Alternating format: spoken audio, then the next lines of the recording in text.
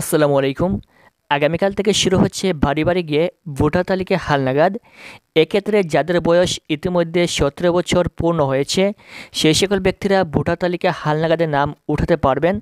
তাছাড়াও যাদের বয়স 18 বছর, 19 বছর কিংবা তার চেয়েও বেশি বয়স রয়েছে কিন্তু তারা এখনও পর্যন্ত ভোটার তালিকা হালনাগাদে অথবা এনআইডি কার্ড পান নাই অথবা নতুন ভোটার হন নাই, সেই সকল ব্যক্তিরাও নতুন ভোটার হতে পারবেন।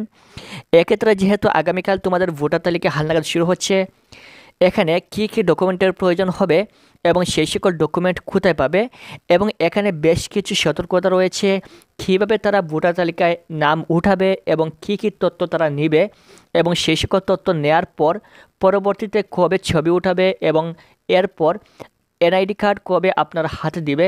সম্পূর্ণ প্রসেস নিয়ে আজকের এই ভিডিওতে বিস্তারিত আলোচনা করব। খুবই গুরুত্বপূর্ণ ভিডিও, সম্পূর্ণ ভিডিওটি শেষ পর্যন্ত দেখবেন। বরাবরের মতো আপনাদের সাথে রয়েছে মাহমুদ। প্রতিনিয়ত ভোটার তালিকা হালনাগাদ সংক্রান্ত সকল আপডেট পাওয়ার জন্য চ্যানেলটি সাবস্ক্রাইব করে রাখবেন। Thank you so much. আমরা প্রথমে এক নজরে দেখে নেই তোমাদের ভোটার তালিকা হালনাগাদ করার জন্য কী কী ডকুমেন্টের প্রয়োজন হবে। ভোটার তালিকা হালনাগাদের জন্য সর্বপ্রথম যে বিষয়টা প্রয়োজন হবে সেটা হচ্ছে জন্ম নিবন্ধন সনদ, অনলাইন জন্ম নিবন্ধন সনদ, যেটা ইতিমধ্যে ইংরেজি করা রয়েছে এমন একটা জন্ম নিবন্ধন সনদের প্রয়োজন হবে। আপনি দেখবেন যে আপনার জন্ম নিবন্ধন সনদ ডিজিটাল করা রয়েছে কিনা। এই ডিজিটাল জন্ম নিবন্ধন সনদের প্রয়োজন হবে আপনার ভোটার তালিকায় নাম উঠানোর জন্য। 2 নম্বরের প্রয়োজন হবে আপনার নাগরিকত্ব সনদ অথবা প্রত্যয়নপত্র। অনেকে এটাকে নাগরিকত্ব সনদ বলে, অনেকে প্রত্যয়নপত্র বলে। যদি আপনি গ্রাম এলাকায় বসবাস করেন তাহলে সেখান থেকে আপনার ইউনিয়ন পরিষদ থেকে আপনি একটি নাগরিকত্ব সনদ নিয়ে আসবেন এবং এটার কপি প্রয়োজন হবে আপনার ভোটার তালিকা হালনাগাদ নাম উঠানোর জন্য।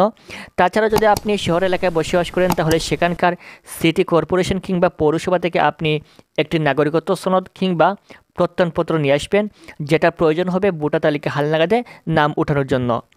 3 নম্বরের প্রয়োজন হবে আপনার পিতা, মাতা, ভাই কিংবা বোন যে কোনো একজন অর্থাৎ যে কোনো নিকটাত্মীয়ের একটা এনআইডি কার্ডের ফটোকপি প্রয়োজন হবে আপনার ভোটার তালিকায় নাম উঠানোর জন্য। এর পরবর্তীতে প্রয়োজন হবে আপনার রক্তের গ্রুপ কী, সেটা খুবই গুরুত্বপূর্ণ। যখন আপনার এনআইডি কার্ড তৈরি করা হবে তখন এনআইডি কার্ডে কিন্তু সেই রক্তের গ্রুপটা লেখা থাকে, এজন্য আপনার রক্তের গ্রুপ কী সেটা তাদেরকে জানাতে হবে। এর পরবর্তীতে প্রয়োজন হবে যদি আপনি লেখাপড়া করে থাকেন তাহলে আপনার শিক্ষাগত যোগ্যতা সনদের একটা সার্টিফিকেট প্রয়োজন হবে। আর যদি আপনি লেখাপড়া না করেন তাহলে সেটার প্রয়োজন হবে না। মূলত এই সকল কাগজপত্র হলেই আপনি নতুন ভোটার হালনাগাদে নাম উঠাতে পারবেন। তাছাড়াও এখান থেকে বাংলাদেশ ইলেকশন কমিশন কর্তৃক কয়েকটা গুরুত্বপূর্ণ সতর্কতা তারা দিয়েছে এই ভোটার হালনাগাদের নাম উঠানোর ক্ষেত্রে।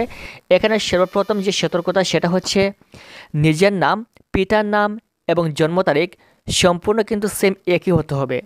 যেমন মনে করো তোমার জন্ম নিবন্ধন রয়েছে, সার্টিফিকেট রয়েছে, এই জন্ম নিবন্ধন, সার্টিফিকেট এবং এই মুহূর্তে তুমি যে ভোটার হালনাগাদে নাম উঠাবে এই তিনটাতে তোমার নাম সেম একই থাকতে হবে।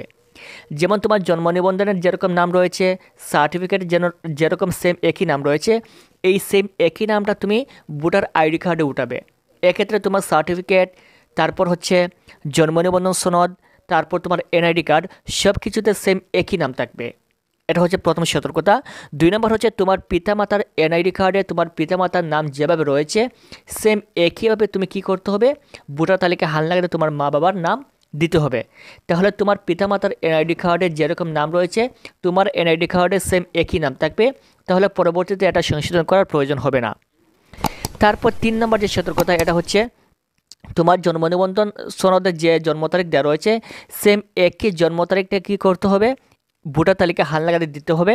তাহলে জন্ম নিবন্ধনের যে তারিখটা রয়েছে সেই তারিখটার সাথে তোমার ভোটার কার্ডের তারিখটা সেম একই থাকবে, তাহলে পরবর্তীতে এটা সংশোধন করার আর প্রয়োজন হবে না। 4 নম্বর হচ্ছে স্থায়ী ঠিকানা এবং বর্তমান ঠিকানা যেটা রয়েছে সেটা অবশ্যই দেখে শুনে দিতে হবে। বর্তমানে তোমার যে স্থায়ী যে বাসা রয়েছে, যেখানে তোমার স্থায়ী ঠিকানা রয়েছে সেটা একটু ভালোভাবে বুঝে শুনে দিতে হবে যাতে এটা পরিবর্তন না হয়। অনেকে রয়েছে বর্তমানে এক জায়গায় রয়েছে কিন্তু স্থায়ী ঠিকানা বলে সেই জায়গাটা দিয়ে দেয়, এক্ষেত্রে এটা দিলে হবে না। মনে করেন আপনি যে কোনো একটা জায়গায় বাসা ভাড়া দিয়ে থাকেন, এটা হচ্ছে বর্তমান ঠিকানা, আর স্থায়ী ঠিকানা হচ্ছে আপনার মেন যে বাসা সেটা হচ্ছে স্থায়ী ঠিকানা। সবশেষ যে সতর্কতা সেটা হচ্ছে কোনো ব্যক্তি দ্বৈত নাগরিক হতে পারবে না, অর্থাৎ 2বার ভোটার হতে পারবে না। এটা অনেক বড় একটা অপরাধ বাংলাদেশ সরকার কর্তৃক।